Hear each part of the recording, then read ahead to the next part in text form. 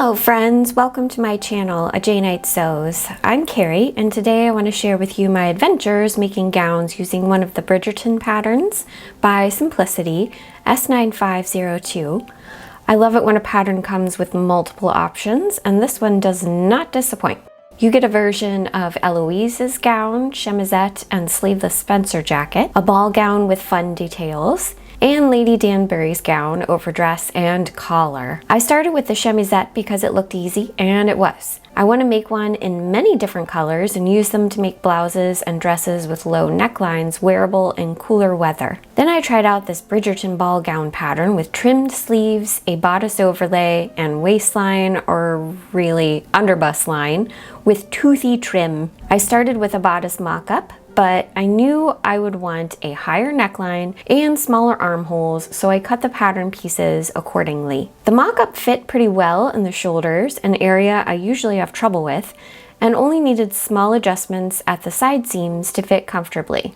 Yay! Here's what the pattern pieces look like after I made all of the adjustments. I used Kona Supima cotton I bought at Joann's in 2018. They stopped selling it a few years later, and of course Joann's is no more. I love this fabric. It feels wonderful, has a sheen almost like silk, and it was relatively inexpensive. I wish I had bought as much as I could when I could. The bodice front overlay is an exciting detail I've used in multiple bib front Regency gowns, but this was the first time I used one with two overlapping panels. The pattern directs you to gather the panels along the bottoms and sides, but it looked terrible. Too poofy and awkward. I did not even get pictures. And I noticed that the pink dress modeled on the pattern package does not look like the instructions. Those are clearly folded or pleated. So I decided to drape pleats on my dress form, and I like them much better than the gathered version. I know this is a costume and visible machine stitches won't bother anyone else, but I just couldn't do it, so I hand stitched the pleats down to keep them in place.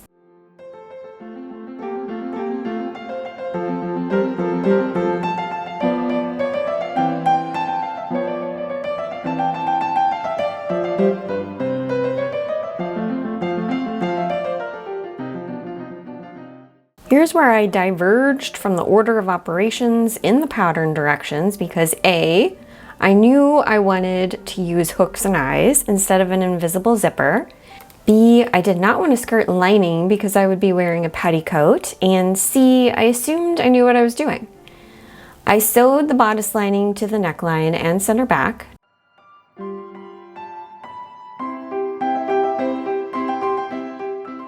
Trim the seam allowance at the corners, and turn the bodice right side out so I could top stitch the neckline.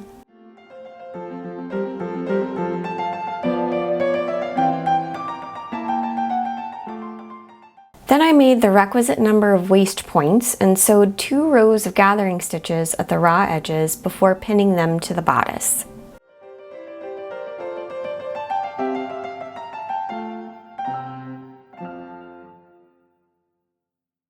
They were hard to gather because they are 2 layers of fabric and even thicker at the seamed edges, but the effect is worth it. I was tempted to leave them pointing up like flower petals. Not using a zipper made sewing on the skirt a breeze. I will say I think the skirt is too narrow, but I am just used to much more generous skirts and Regency patterns from Laughing Moon. I do plan to make my next gown from this pattern with more skirt at the back to give a more luxuriant look, and more dramatic when I twirl. I did finally press down the waist points, then hem stitched or slip stitched the bodice lining to the seam allowance of the bodice waistline. I think it would be too bulky with a skirt lining too.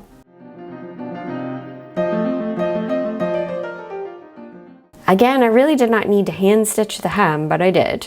I think historical costumes of eras before the sewing machine look better that way. I also find it meditative. Then to the sleeves. I have narrow shoulders and thin arms, so I usually go for the smallest sleeve size, but I think I will go a bit bigger next time because they are pretty snug. They're cute though. I used a subtle trim to give my sleeves texture and because I wanted to use what I have in my stash. It's some sort of synthetic ribbon I got ages ago from who knows where that I was honestly happy to finally use. Many strips of the trim need to be gathered, then pinned to the sleeves. I pinned incorrectly at first, but caught it in time.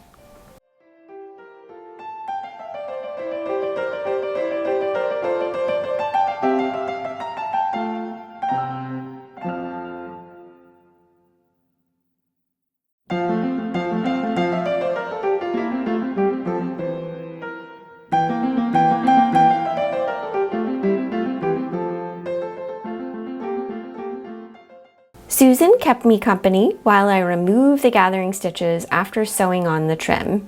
If the trim wasn't sheer, I might have left the stitching in, but again, I got picky and made extra work for myself.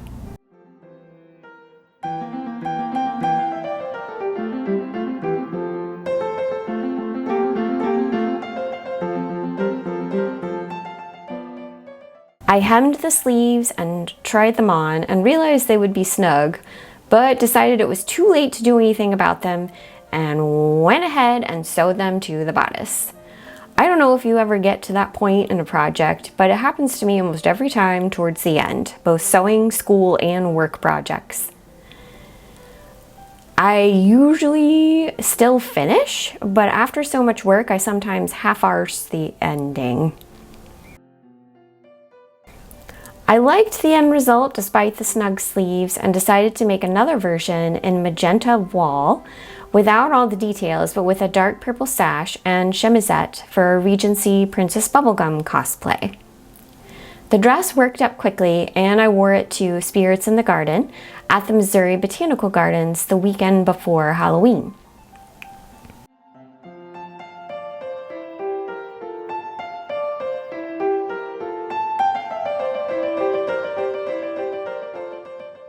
The next day, I wore my ice blue Bridgerton dress and chemisette and ventured to a nature preserve with other members of the St. Louis Historical Sewing Society, where we enjoyed the woods, got plant burrs on our skirts, and took many pictures of each other using YouTube and Instagram Reel suggestions on posing for photos.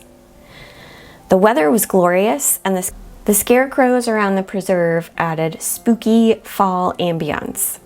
We even visited rock formations, my favorite part of nature. The narrow skirt did not get in my way and even made moving around a bit easier, so I am definitely wearing this ball gown without the chemisette, and perhaps with more skirt details to a Bridgerton-inspired Regency ball I'm helping to plan for next summer.